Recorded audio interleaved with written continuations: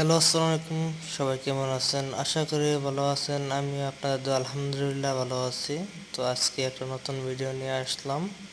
তো অনেক দিন ধরে ভিডিও আনা হয়নি, তো আজকে অনেকদিন পরে একটা ভিডিও নিয়ে আসলাম যে সুইচ বোর্ড কিভাবে কানেকশন করবেন। তো তো গ্যাং সুইচ ফিটিং করার সঠিক নিয়ম, তো কীভাবে গ্যাং সুইচ ফিটিং করে দেখেন। আর কেউ ভিডিওটা স্কিপ করবেন না, 1 সেকেন্ডের জন্য স্কিপ করলে অনেক কিছু ভুলে যাবেন, দেখতেন না। আর স্কিপ করে কাজ শেখা যায় না।